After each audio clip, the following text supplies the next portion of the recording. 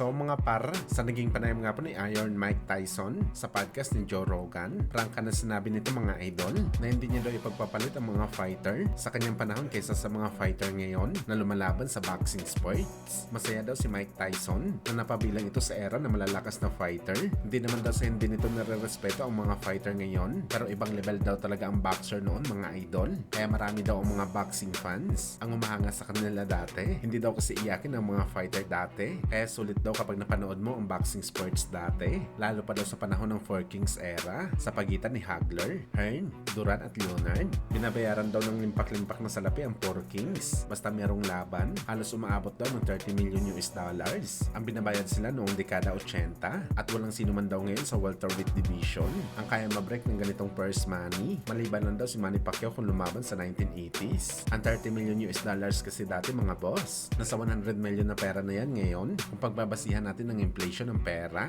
At masasabi ni Mike Tyson na sakaling lumaban si Pacman dati sa panahon ng Four Kings, malamang daw ganito ang kikitain ng Pinoy legend dahil mabenta daw kasi ang mga fighter dati mga boss. Basta magaling ka at mahilig ka sa wasakan sa bakbakan sa ibabaw ng boxing ring, wala daw lugar sa kanila mga boss ang mga fighter na suntok takbo sa bakbakan. Hindi ka daw sisikat kapag ganito ang galawan mo sa ibabaw ng boxing ring. Wala naman may sinabi na pangalan si Mike Tyson mga boss, pero alam na natin kung sino ang kanyang gustong isample. Walang iba kundi si Mayweather Jr. Nauna na kasi na sinabi nito mga idol na sakaling lumaban daw si Floyd sa era nila noong dekada 80, matutulad lang daw si Floyd sa kanyang tsuhin na si Roger Mayweather at sa kanyang ama na si Mayweather Sr. yung naging boxer pero hindi sumikat ng gusto dahil hindi naman ganun kabangis na klaseng fighter sa bakbakan. What's inspired 1990s and I became a boxer? You guys That's what took a picture inspired of the right weigh-in of Madam Tinky.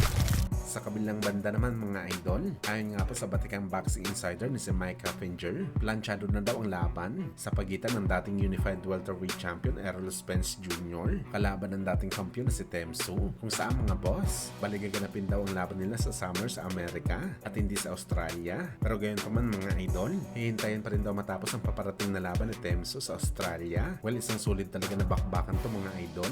Ang sagupaan ni Spence at Temsu, parehong agresibo ang dalawang fighter. Kung dati mga idol, maraming pabor na manalo si Spence sa laban na to dahil mas mahusay daw ito na fighter. Pero dahil halos 5 taon na ito mga boss, na hindi nakabalik sa action sa ibabaw ng boxing ring matapos ito matalo kay Crawford, bumaliktad ng sitwasyon mga idol. Marami ng pabor kay Temsu sa bakbakan na to kahit nakaranas na maraming talo si Temsu. Aktibo daw kasi ito mga idol at isa pa hindi basta-basta kalaban itong si Temsu. Isa din ito sa malakas na fighter sa 154 pounds. Right there! That's what you want!